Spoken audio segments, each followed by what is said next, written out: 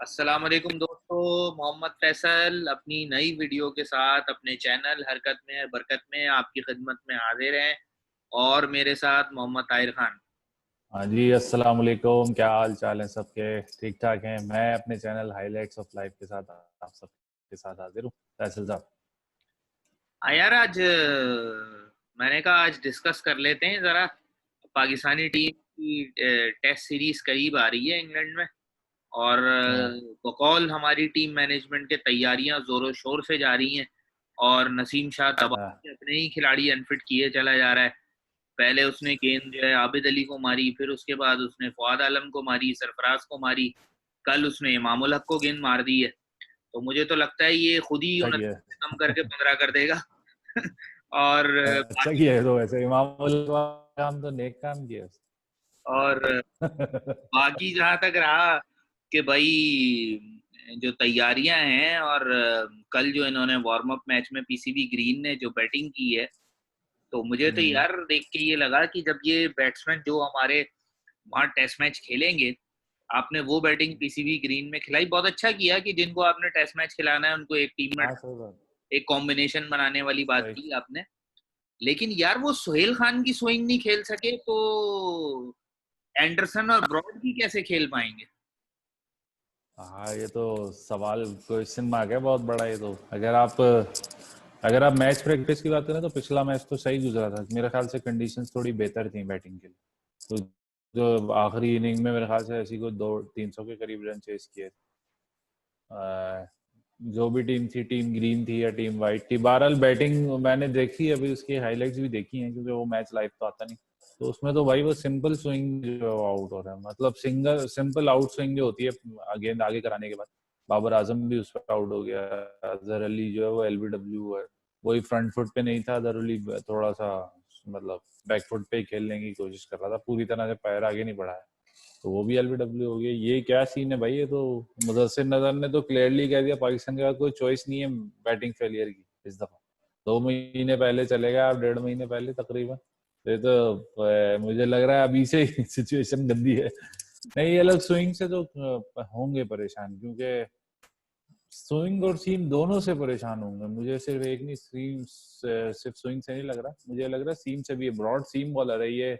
इमामुल हक और फवाद आलम को बहुत मुश्किलात कर सकता है अगर फवाद आलम खेला। शान मसूद इवन, क्योंकि पिछली दफा जो सीरीज हुई थी वो सबकी सब विकेटें जो है वो एंडरसन ने ली थी। और शान मसूद को 6 दफा आउट किया था उसने, 4 दफा आउट किया था 4 इनिंग्स में 2018 की। तो ये तो बड़ा मसले वाली बात लग रही है भाई मुझे। आप क्या क्योंकि कह रहे हैं? सोहेल खान ऑलरेडी इस टूर पे 3 5 विकेट हॉल ले चुका है। और मुझे नहीं समझ आती कि ये क्यों इतने अरसे से टेस्ट टीम से बाहर था। क्या था यानी नहीं, पेस वगैरह पर तो आप बात ना करें, लेकिन इसको विकेट लेनी आती है टेस्ट मैच। ये बात तो है। बस उसका एक ही ऑप्शन था, मिकी आर्चर ने यही हाईलाइट किया था कि वो जब दोबारा आता है स्पेल में तो उसकी स्पीड कम हो जाती है, और जब बैट्समैन थोड़ा सा सेट होता है तो उसकी लेंथ जो है वो थोड़ी सी डिस्टर्बिंग होती है। लेकिन लेंथ बॉलर तो है, लेंथ पे ही कराता है। कभी मैंने शॉर्ट बहुत कम करा था, लेंथ बॉलिंग ही देखी, क्योंकि उसका एक्शन जो है वो सीम बॉलिंग के लिए ही है।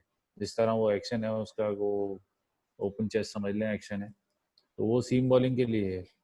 अगर देखते हैं, क्योंकि अगर उसने 5 विकेट अब ले लिए ना तो एक तो सिलेक्शन का डायलेमा बन जाएगा, क्योंकि या तो अब्बास को खिलाना पड़ेगा आपको, अफरीदी, शाहीन अफरीदी, और वो तो खेलेंगे नसीम शाह। हम्म। और मुझे लग रहा है ये अब्बास और इसमें टाई पड़ जाएगा, और हो अब्बास सकता बाहर है होगा सोहेल मेरा ख्याल है, क्योंकि अब्बास की जो सोहेल परफॉर्मेंस चल खान। रही है ना। अब्बास हम्म, नहीं होगा, सोहेल खान खेलेगा उसकी जगह। हाँ, सोहेल खान की बैटिंग भी बेहतर है ना, तो सेंसेबल बात अब्बास। तो यही बनती है कि अगर हाँ, इनको 5 बॉलर हाँ, खिलाने हैं तो सोहेल खान को एज ए थर्ड सीमर खिला के, और ये दो उधर से स्पिन ऑलराउंडर डाल सकते हैं। या अगर यासिर शाह फॉर्म में नहीं है तो यासिर शाह की जगह काशिफ भट्टी और शादाब दोनों को एक साथ खिला सकते अरे इतने डिसीजन नहीं ले सकता। ये मिसबा की बात कर रहे हैं मुझसे, वो इतने बोल्ड डिसीजन नहीं ले सकता। वो ही घसी घिसी पिटी होगी स्ट्रेटेजी में। बता रहा हूँ, कोई नई चीज एक्सेप्ट नहीं करें हम। कोई नई चीज एक्सपेक्ट नहीं करे, सब पुराना धराना होगा जो होगा, मैं बता रहा हूँ। क्योंकि ये इमामुल हक को भी ड्रॉप नहीं करेगा, ये right hand left hand combination नहीं खिलाएगा। ये मुझे 100% श्योर है शान मसूद और इमामुल हक खेलेंगे ओपन में, 100% श्योर है। और रमीज राजा ने तो ये तक कहा है कि 3 ओपनर खिला दें, क्योंकि आपके ओपनिंग की जोड़ी तो कभी सेट हुई नहीं है टेस्ट मैच में, वनडे में भी नहीं हुई। अजहर अली की चड्डी बचाने के लिए उसको 4 पे खिला देंगे। अजहर अली को हाँ नीचे खिलाएंगे, शफीक 5 पे आएगा, और एवर एवर प्रेजेंट और एवर ग्रीन इफ्तिखार अहमद 6 पे आएंगे, फवाद आलम पानी बाबर पिलाएंगे। किधर जाएगा भाई? हाँ, फवाद आलम पानी पिलाएंगे, 5वें पे वो आएगा, क्या नाम है अपना, बाबर आजम, ये 6 पे, फिर 7वें पे रिजवान आएगा, फिर 4 बॉलर्स खिलाएंगे।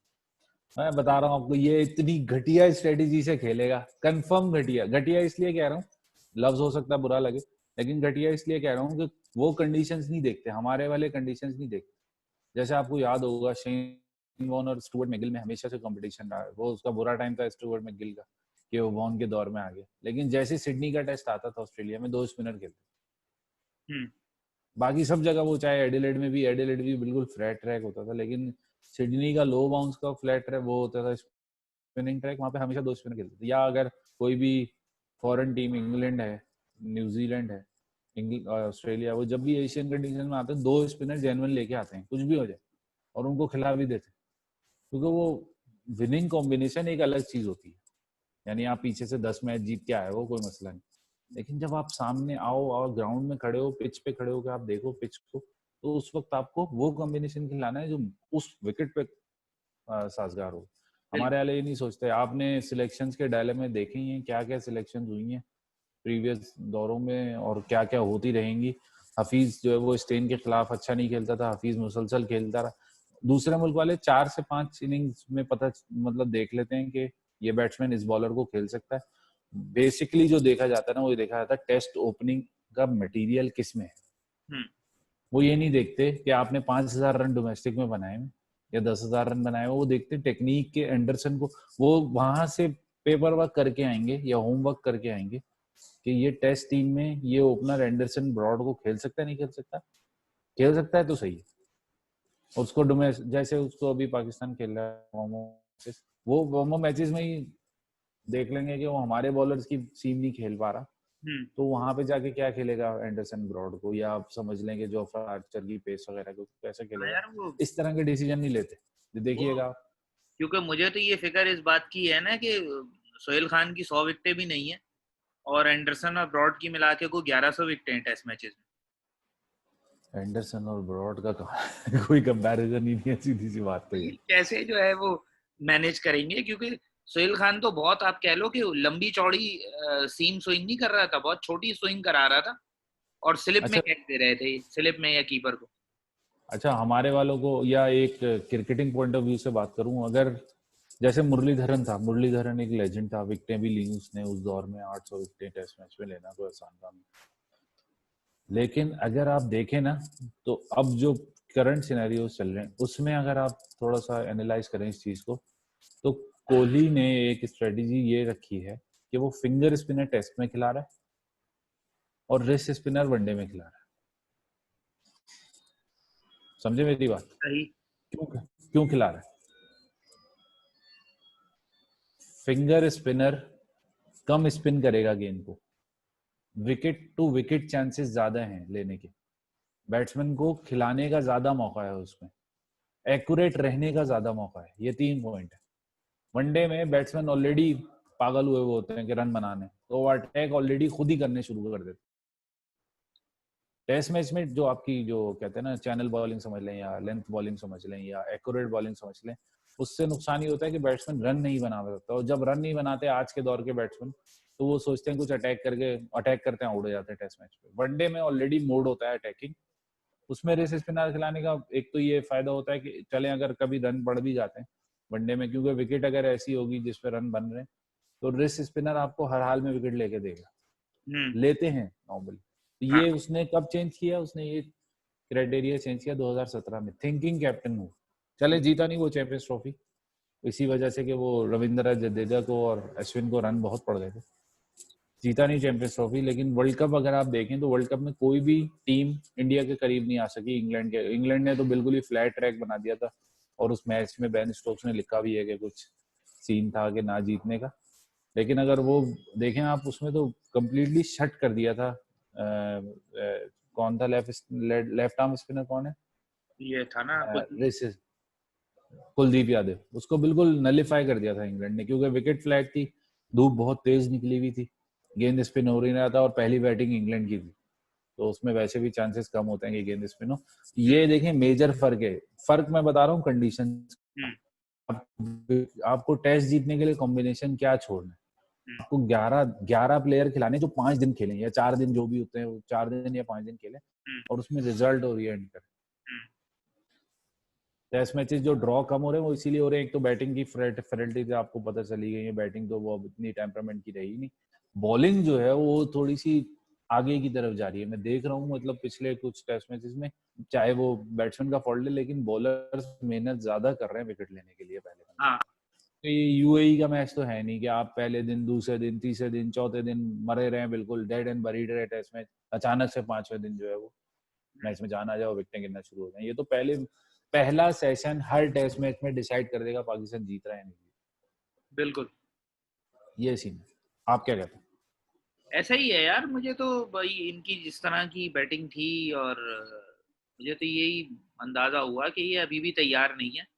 ये पहले जितने मैचेस इन्होंने खेले हैं वो फ्लैट ट्रैक्स पे शायद खेलें और खूब सारे रन बना लिए कि जी कॉन्फिडेंस आ जाए ये वो, लेकिन मुझे अभी भी डाउट है अजहर अली, खान मसूद, इन लोगों की टेक्निक पे कि इंग्लैंड में क्या करेंगे, क्योंकि स्कोर्स तो बताएं क्या किए हमारे मेन बैट्समैन ने।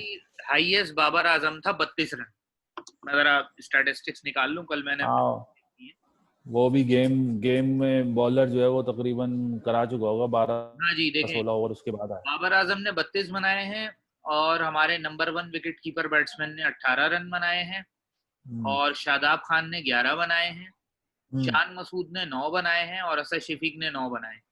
यानी हमारे मायानाज legend, the legend Azhar Ali captain ने जो है 9 रन भी नहीं बनाए, क्योंकि उनका नाम स्कोर लिस्ट में नहीं है। ठीक है, ऊपर होगी लिस्ट में। तो और विकेट्स जो लिए हैं, चलो सोहेल खान तो बहरहाल अच्छा बॉलर है और स्विंग कराता है, लेकिन फहीम अशरफ तक की गेंदों पे ये आउट हो गए। अब आप अंदाजा लगा लें भाई, ये तो फहीम अशरफ को बैटिंग ऑलराउंडर कहते हैं, वो बेसिकली लेंथ बॉलिंग ही करता है और वो इंग्लिश कंडीशन के लिए एक्यूरेट हो सकता है, लेकिन उसको अभी पॉलिश होने की बहुत जरूरत है। सोहेल खान तो ट्राइड एंड टेस्टेड है, मैं उसके बारे में तो कोई बात नहीं करूंगा, लेकिन आपको फिर भी एक होता है ना डंडा रखना, आप डंडा रखो सब पे। आप इन 11 अभी आपने टीम ग्रीन का बताया कि वो उन्होंने बैटिंग की, उन सबको डंडा रखोगे, सबकी टेस्ट पोजीशन खतरे में। हाँ बिल्कुल, इस तरह के डिसीजन लेने पड़ते हैं आपको टेस्ट मैच जीतने के लिए। तो भाई ये तो एक प्रोग्राम, ये तो जिस बंदे की वजह से पाकिस्तान पिछले 2 साल टेस्ट मैचेस हारा है और उसका नजला उन्होंने कप्तान पे गिरा दिया, उसी बंदे को उठा के आपने कप्तान बना दिया। ये तो होता ही नहीं पाकिस्तान में।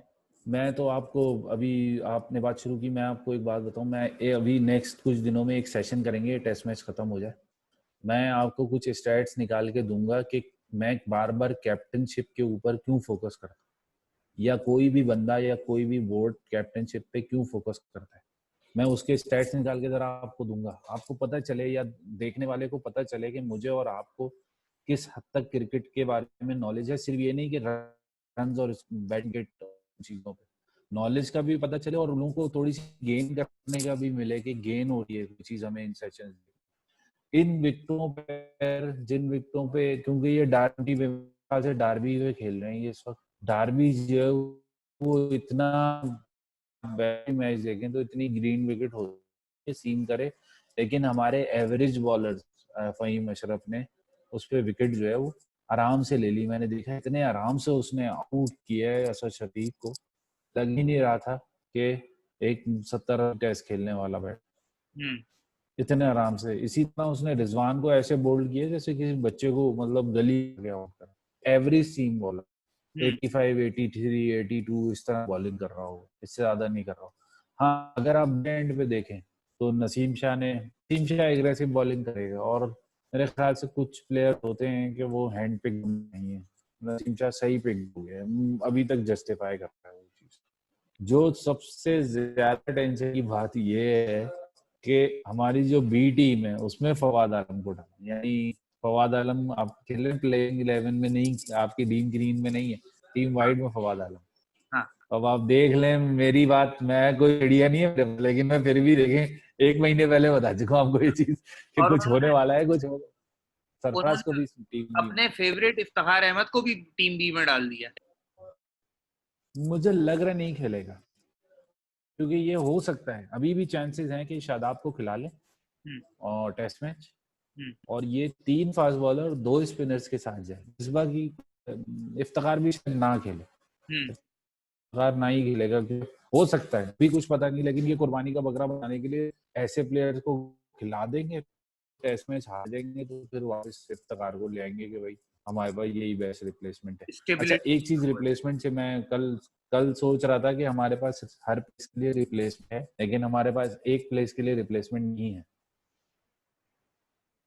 वो कौन सी प्लेस है? नंबर 3, हम्म।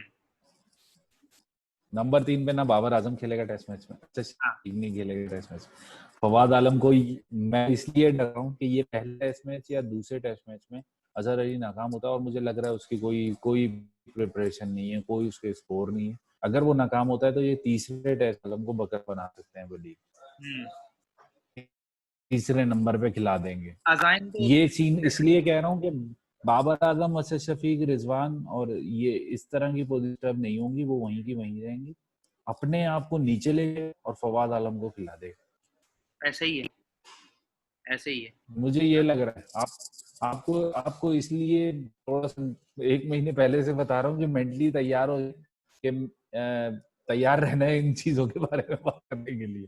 डर ये, क्योंकि आप स्ट्रेटेजी देख लेना, स्ट्रेटेजी कैसी होती है। अभी जो बांग्लादेश से श्रीलंका से टेस्ट हुआ, उसमें स्ट्रेटेजी क्या थी?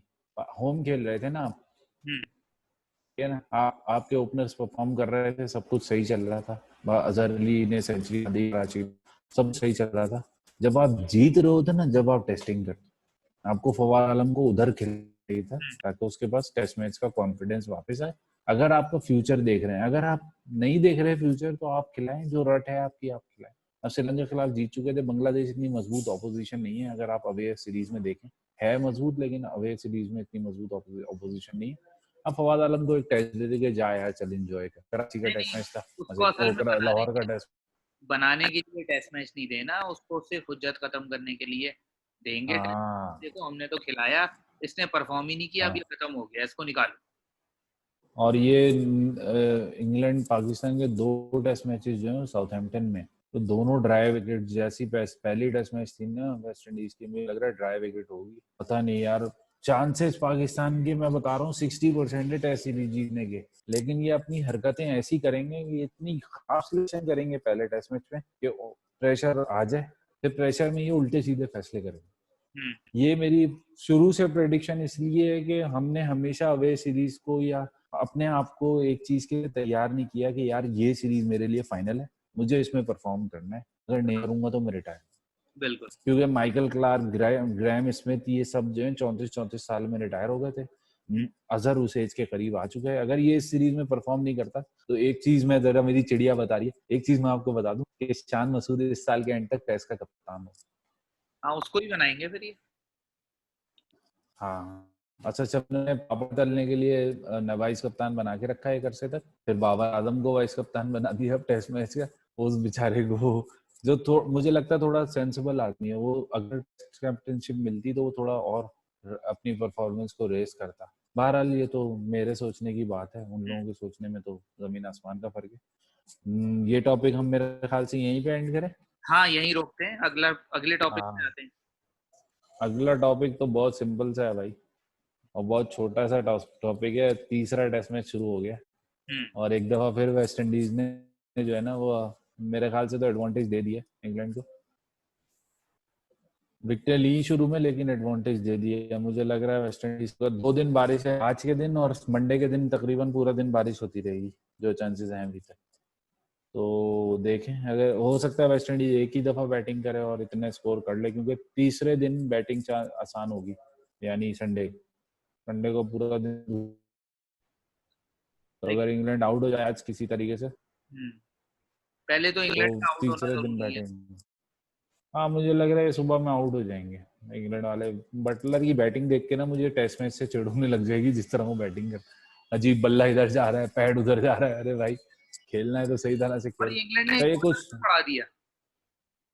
हाँ, बस रूट भी कुछ मिसबा से कुछ मुझे लग रहा है कॉम्बिनेशन बर्बाद करने वाला मिले। नहीं, वो बेन स्टोक्स बॉलिंग नहीं करेगा, मैंने आपको बताया था ना, उसको हिप इंजरी या ग्रोइन उसका प्रॉब्लम कर रहा है। तो अच्छा बेन स्टोक्स बॉलिंग नहीं करेगा इस टेस्ट मैच में, बॉलिंग नहीं करेगा, तो वो एंडरसन को खिलाया। सही, ठीक है। हाँ, क्योंकि बेन स्टोक्स, लेकिन आप कीमर रोच के लिए 2 मिनट दे सकते हैं? हाँ हाँ बिल्कुल। कीमर रोच ने क्या सेटअप किए। आप टेस्ट मैच की सुबह उठे, आपने नाश्ता किया, हम्म, आप मैच प्लानिंग कर रहे हैं, आपको पता है कि मैंने जाके पहली बॉल करानी है। हम्म, आप माइंडसेट, आप कीमर रोज का माइंडसेट देखें, उसने 3 गेंदें मतलब 6 स्टंप पे कराई शुरू के। उसने देख लिया सिबली का, आपने वो फुटवर्क देख ही लिया। हम्म, नई गेंद इंग्लैंड में खेलने का, मुझे पता नहीं वो किसने कैसे काउंटी क्रिकेट खेली और वो कैसे टेस्ट में सिलेक्शन हो गई। वैसे इंग्लैंड की भी टेस्ट सिलेक्शन आजकल बहुत आसान हुई है। तो अगर 6 स्टंप पे उसने 3 गेंदें कराई, उसके बाद उसने फाइन लेग को, स्क्वायर लेग को थोड़ा सा फाइन लेग की तरफ, यानी थोड़ा सा बिहाइंड स्क्वायर किया, सेटअप हो गया पूरा। गेंद उसने इन स्विंग कराई, और क्या इन स्विंग कराई, मतलब 4 गेंदों में आपने एक बैट्समैन को सेटअप कर लिया, 5 गेंदों में। पहले दिन सुबह में पहले सेशन में आपने 5 गेंदों में एक टेस्ट ओपनर को सेटअप कर लिया। कीमरोज 1 विकेट पीछे है 200 विकेटों से, सिर्फ नवा बॉलर है वेस्ट इंडीज का जो 200 विकेटों के पास पहुंचा। हाँ वहाँ इतने लंबे कैरियर है ही नहीं किसी के। टेस्ट बॉल, और पिछले 10-12 सालों में, 20 सालों में तो मेरे ख्याल से कोई भी इतना आगे तक नहीं हाँ, जा सका। उसने बैम्ब्रोस और वॉल्श के बाद। स्टोक्स उसने स्टोक्स को क्या सेटअप किया आपने देखा? मतलब मैनचेस्टर का वेदर, धूप धूप निकली हुई है थोड़ी बहुत, आप छुट्टी के दिन बैठे हुए टेस्ट मैच देखने, दिन का टाइम सही है, आप बोर हो रहे हैं, लेकिन आप टेस्ट मैच बॉलिंग देखें, उसने क्या सेटअप।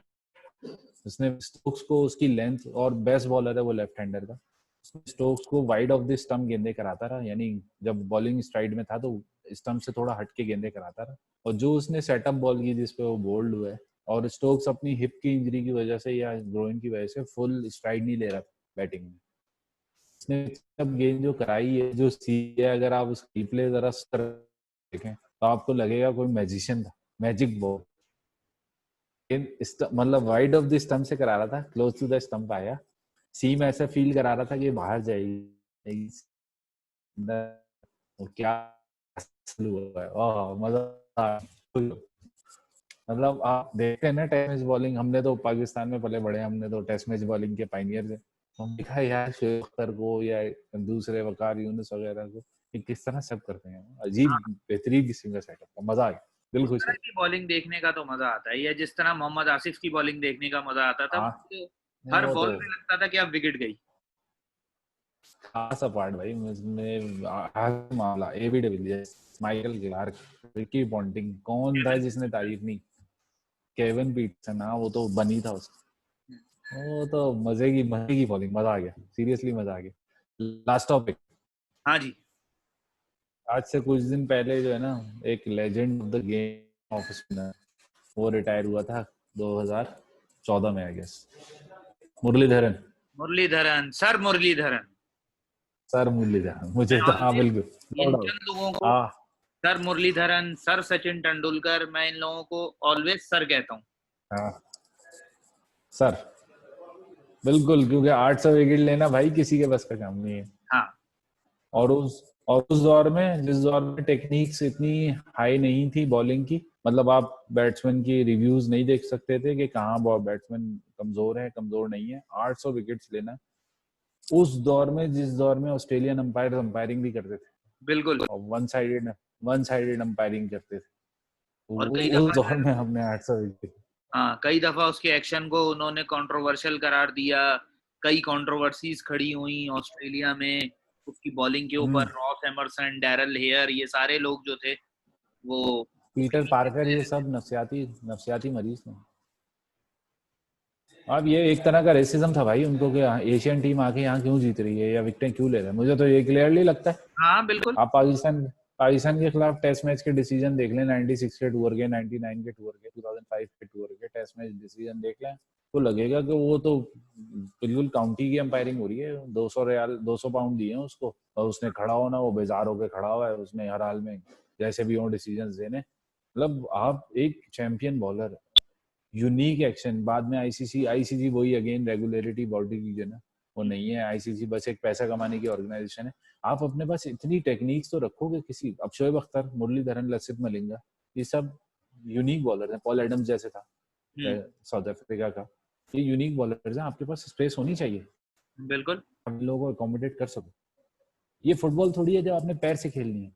बिल्कुल ये फुटबॉल थोड़ी है इतना बड़ा गोल है आपने कहीं से भी मार देना गोल है। ऐसे ही। ये तो टेक्निक बेस्ड गेम है, ये तो बहुत एनालिसिस का गेम है। आपके पास कोई मेथड नहीं है। आप अभी भी अगर आप कोई आ जाए कोई बॉल इसका थोड़ा यूनिक एक्शन हो, आप उसको नहीं जस्टिफाई कर सकते। 2-3 साल उसके जाया होंगे पहले उनकी क्या कहते हैं उसको, चेकिंग में और चेकिंग में और इसमें और उसमें। जब वो अपना प्राइम गुजार चुका होगा, आप उसको अलाउ कर देंगे कि भाई हमारे पास टेक्निक आ गई है, अब आप देख बिल्कुल सकते ऐसे हैं। ही है मुरलीधरन के बारे में बात करें, वो मुझे सुनिए। भाई। मैंने तो जिस बॉलर को देखा ना, यानी हमारी, जब आप कह लो चाइल्डहुड से हम उसको देख रहे थे, फिर टीनेज में भी हमने उसको देखा। एक तो वो काफी लंबे अरसे खेला, और हाँ एक मैच विनर था श्रीलंका के लिए। उसका जो गेम की तरफ सीरियसनेस थी, जो एटीट्यूड था, जो प्रोफेशनल डेडिकेशन, हाँ सही है। और जिस तरह उसको विकेट्स लेने की भूख थी ना, ये बहुत कम बॉलर्स में न। 100%। जिस तरह वो, 100%। फील्डिंग खराब थी, उसने अपनी फील्डिंग इंप्रूव की, डाइव मार के उसने कैचेस पकड़ने शुरू किए। और फिर बीच में कई इंसिडेंट ऐसे हुए कि उसको टेस्ट मैच में तेज रन करने के लिए उन्होंने 5वें 6ठे 7वें नंबर पे भेजा, और 20-30 रन करके आ गया वो। या आखिर में जब 8-9 विकेटें गिर गई, तो लोगों ने कहा यार अब ये तो श्रीलंका आखिरी क्लियर। इनिंग्स में 200 रन पे आउट हो गई। वो पता चला जी, वो तो 220, 200 को 250 पे ले गया, 30-35 रन अपने ठोक गया, और कितनी गेंदों में 15-20। तो truly team competitor, team player. Give up किसी सूरत नहीं करना, हर वक्त अपना 100% देने की कोशिश करते रहना। और टीम मैन, यानी कितने कैप्टन के अंडर में वो खेला, लेकिन खुद कभी कैप्टन नहीं बना। हर कैप्टन को प्रॉपर सपोर्ट, यानी आप क्या कहें, वर्ड्स आपके पास जो है वो, यूनुस खान, अगर आप मुरलीधरन यूनुस खान ऑफ पाकिस्तान, एक्सप्लेन करना शुरू करें। यूनुस खान पाकिस्तान। बिल्कुल आप कह सकते हैं, बड़े प्लेयर्स हैं। इसके अलावा मतलब आप मुरलीधरन, आप सिर्फ ये नहीं सोचेंगे विकेटें ली हैं, यूनुस उसका एक इम्पैक्ट था गेम पे कि आप बैठते थे देखने तो आपको मतलब मैजिकल स्पेल्स देखने को मिलते थे। 7-7 8-8 विकेटें लेना एक मैच में, वनडे हो या टेस्ट हो, वो नॉर्मल सी बात नहीं होती। इंग्लैंड में उसने टेस्ट मैच जितवाया 2006 का, जो एक टेस्ट मैच वन ऑफ जीते थे। 1998 का टेस्ट मैच वन ऑफ जीते थे। 2014 में तो वो था नहीं, लेकिन 2014 की भी सीरीज 1-0 जीते थे। और मैं समझता हूँ कि अगर आपने क्रिकेट को सही तरह से देखना है या क्रिकेट को आपने सही तरह से समझना है, तो कुछ लोग हैं जो क्रिकेट को आपको बता सकते हैं। बिल्कुल होल हार्टेडली खेलते थे। आपने जैसे कहा ना कि किसी किसी मौके को मतलब आप समझते थे कि डल मोमेंट नहीं होगा, ये आएगा बॉलिंग करने तो डल मोमेंट नहीं होगा, ये आएगा बैटिंग करने तो डल मोमेंट नहीं होगा, इसके बाद बॉल कैच जाएगा तो ये कोई ऐसा नहीं कि किसी की लालच में या कुछ ब्राइबिंग या कुछ और सट्टे किसी चीज पढ़ के वो कैच छोड़ देगा। अपने खेलता और माल खेला है। मैं तो कहता हूँ मतलब एक इसके ऊपर तो कोई घंटा भी बोल लें तो कम है, जिस तरह से उसने श्रीलंका को आगे बढ़ाया है। ये सनत जयसूर्या, राणा टुंगा भी एक हद तक, क्योंकि इतना काम कैप्टन था नहीं उस वक्त तक कोई एशियन रीजन में, टुंगा भी और अगर तो फिर आप अलग ही कैटेगरी में। वो तो बिल्कुल मतलब ये वो लोग थे जिन्होंने श्रीलंकन क्रिकेट को बेसिकली आगे कोई जानता नहीं था। बिल्कुल। तो ये है आज का programme. Thank you so much again for watching and thank subscription. ये प्रोग्राम जो है वो स्पेशली जो है वो इस को गाइड करता है कि अब हम आगे जो आपको क्रिकेटिंग पॉइंट ऑफ व्यू से बताने वाले, क्योंकि टेस्ट सीरीज के बाद एक ब्रेक है वेस्ट इंडीज की, उसके बाद पाकिस्तान की टेस्ट सीरीज।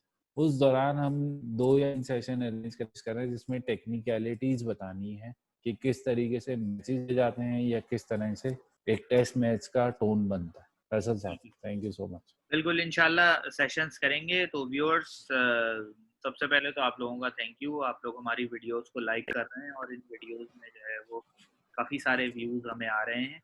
इसी तरह वीडियोस देखते रहिए, इनको लाइक कीजिए, चैनल को सब्सक्राइब कीजिए, अपने दोस्तों के साथ शेयर कीजिए और बेल आइकॉन प्रेस कर दीजिए। नई वीडियो तक के लिए इजाज़त दीजिए। मैं अपने चैनल हरकत में या बरकत में अपनी तरफ से इजाज़त चाहता हूँ। अल्लाह हाफ़िज़। अल्लाह हाफिज़।